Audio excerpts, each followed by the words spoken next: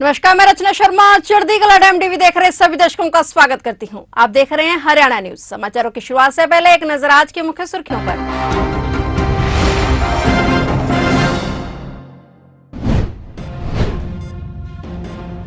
Deputy CM Dushyant Chautala ने राष्ट्राध्यक्ष JP Nadda से की मुलाकात, कई विषयों पर हुई चर्चा।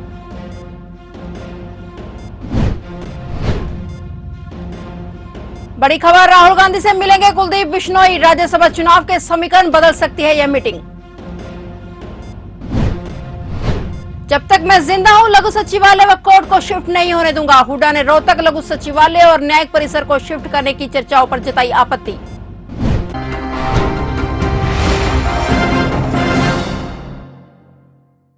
और अब समाचार विस्तार से। हरियाणा के डिप्टी सीएम दुष्यंत चौटाला ने भाजपा के राष्ट्राध्यक्ष जेपी नड्डा से मुलाकात की। उन्होंने यह जानकारी ट्वीट कर दी है। दुष्यंत चौटाला ने कहा कि उनसे देश प्रदेश के अनेक विषयों पर बातचीत हुई है। चौटाला ने कहा कि भाजपा के राष्ट्राध्यक्ष जेपी नड्डा जिसे मुलाकात की है और देश प्रदेश के अनेक विषयों पर उनसे बातचीत हुई है।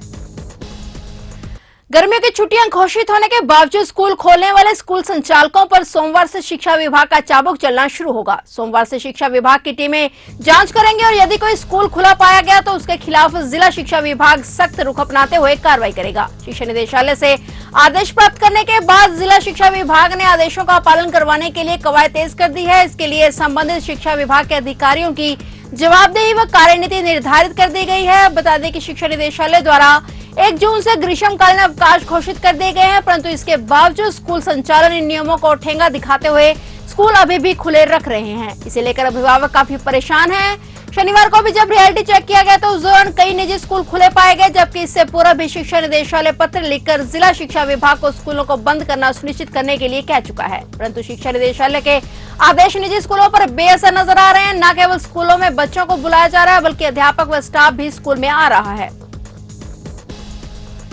राज्यसभा चुनाव से पहले कांग्रेस आलाकमान पार्टी के दिग्गज विधायक और चौधरी भजनलाल के बेटे कुलदीप बिश्नोई को मनाने के लिए पूरी तरह से जुटी हुई है। अंतरात्मा के आवाज पर मतदान करने की अपील करने वाले कुलदीप बिश्नोई 8 या 9 जून को राहुल गांधी से मुलाकात कर सकते हैं। राहुल गांधी कुलदीप बिश्नोई को मिलवाने का समय फिक्स करवाने में सबसे बड़ा योगदान हरियाणा राज्यसभा चुनाव लड़ रहे कांग्रेस के उम्मीदवार अजय माकन का है। हरियाणा में कांग्रेस की चौधरी भूपेंद्र सिंह हुड्डा को देने और उनके चहेते उदयभान को प्रदेश अध्यक्ष बनाए जाने से कुलदीप बिश्नोई के तेवर बदले बदले से नजर आ रहे हैं। बिश्नोई कभी ट्विटर पर तो कभी बयान के माध्यम से अपनी नाराजगी दिखा चुके हैं। कुलदीप बिश्नोई के ट्वीट या बयानों से ऐसा लगता है मानो वे बार बार राहुल गांधी से मिलने के लिए उनके न्योते का इंतजार कर रहे हैं। कुलदीप बिश्नोई फिलहाल जल्दबाजी में कोई कदम नहीं उठा रहे हैं, मगर अंतरात्मा की आवाज पर मतदान करने से अपील करके उन्होंने राज्यसभा चुनावों में अपनी उपस्थिति दर्ज करवाने का काम अवश्य किया है।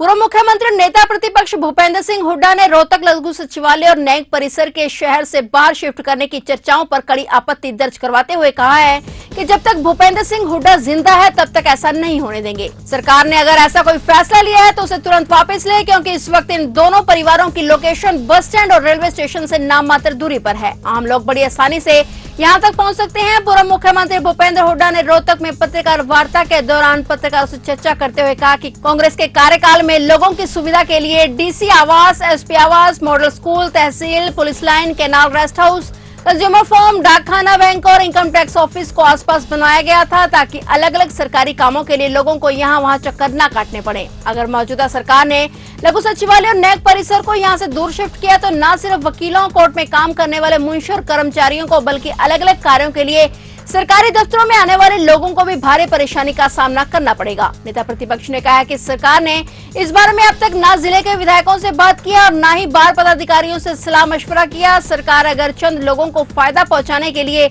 ऐसा निर्णय लेती है तो इससे इलाके के लोगों को भारी परेशानी उठानी पड़ेगी।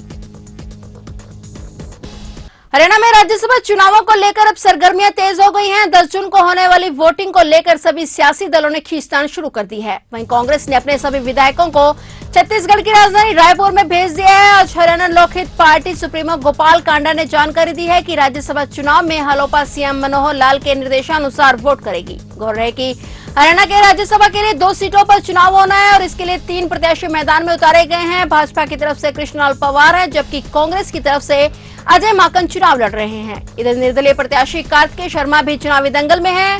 गोपाल कांडा ने कहा कि हलोपा का भाजपा को समर्थन है, हम सीएम और बीजेपी का जो फैसला होगा उसके साथ हैं। गोपाल कांडा के इस ऐलान के बाद निर्दलीय उम्मीदवार कार्तिकेय शर्मा को मजबूती मिली है। Punjabi singer Sidhu Moosewala murder case में सोनीपत पुलिस ने बड़ी कार्रवाई की है। पंजाबी गायक सिद्धू मूसेवाला हत्याकांड में पुलिस ने संदिग्ध गैंगस्टर प्रियव्रत उर्फ फौजी पर 25,000 का इनाम रखा है। हालांकि पुलिस ने ये इनाम सोनीपत में 18 मार्च को एक गैंगवार में रखा है। कुख्यात गैंगस्टर प्रियव्रत उर्फ फौजी 1 साल से फरार चल रहा है। 18 मार्च को गैंगस्टर अजय उर्फ बिट्टू ब्रोना के पिता कृष्ण की हत्या में फौजी शामिल था। प्रियव्रत उर्फ फौजी दर्जन भर मुकदमे में वांछित है। सोनीपत पुलिस गैंगस्टर प्रियव्रत उर्फ फौजी की गहनता से तलाश कर रही है। सोनीपत एसपी हिमांशु गर्ग ने फोन पर यह जानकारी दी है। बता दें कि सिद्धू मूसेवाला मर्डर केस में रोजाना नए नाम भी सामने आ रहे हैं और अब सामने आया कि सिद्धू मूसेवाला हत्याकांड के शार्प शूटर हरियाणा के सोनीपत के रहने वाले हैं। सूत्रों के अनुसार फौजी और अंकित सिरसा जाटी जो 2 शार्प शूटर सोनीपत के रहने वाले हैं 18 मार्च 2021 को सोनीपत में गैंगस्टर बिट्टू ब्रोना के पिता की हत्याकांड में शामिल था। प्रियव्रत फौजी गांव सिसाना गढ़ी का रहने वाला है। हरियाणा की सोनीपत पुलिस और पंजाब पुलिस अब इन दोनों शार्प शूटर की तलाश में छापेमारी कर रही है। हरियाणा कांग्रेस की पूर्व अध्यक्ष कुमारी शैलजा पंजाब में सिद्धू मूसेवाला के घर पहुंची। यहां उन्होंने उनके माता पिता के साथ मुलाकात की। इस दौरान पूर्व सांसद चरणजीत सिंह रोड़ी, पूर्व विधायक बलवान सिंह दौलतपुरिया, सरदार हरदेव रोशा जी और समेत पार्टी के अन्य नेता मौजूद रहे। बता दें कि सिद्धू मूसेवाला का रविवार शाम करीब 5:30 बजे मानसा के गांव जवाहर के में कत्ल कर दिया गया। कुमारी शैलजा ने मुलाकात के बाद एक ट्वीट भी किया जिसमें उन्होंने लिखा कि पंजाब में मानसा के गांव मूसा पहुंचकर कांग्रेस नेता और मशहूर गायक सरदार शुभदीप सिंह उर्फ सिद्धू मूसेवाला जी की हत्या पर दुख साझा किया। ईश्वर दिवंगत आत्मा को शांति और शोक संतप्त परिजनों को इस अपूर्णीय क्षति को सहन करने की शक्ति प्रदान करे।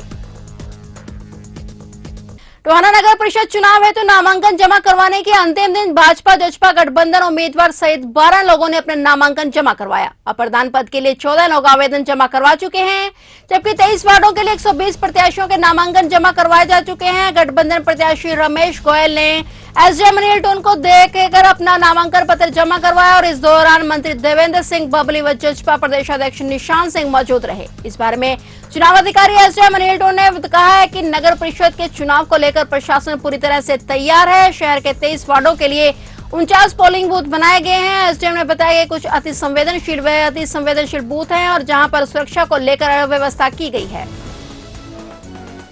देखिए, जो म्यूनिसिपल काउंसिल टोहाना के इलेक्शन के लिए हम पूरी तरह से तैयार हैं और अब तक पार्षद और प्रेसिडेंट को मिला के 100 से ज़्यादा नामांकन हो चुके हैं और 3 बजे तक ये प्रक्रिया जारी रहेगी। उसके बाद ही हम एग्जैक्टली बता पाएंगे कि टोटल कितने नामांकन हुए। टोहाना में कितने पोलिंग बूथ बनाए जाएंगे सर और क्या कुछ तैयार किए गए? देखिए, टोहाना में 49 टोटल पोलिंग बूथ हैं और 23 वार्ड हैं।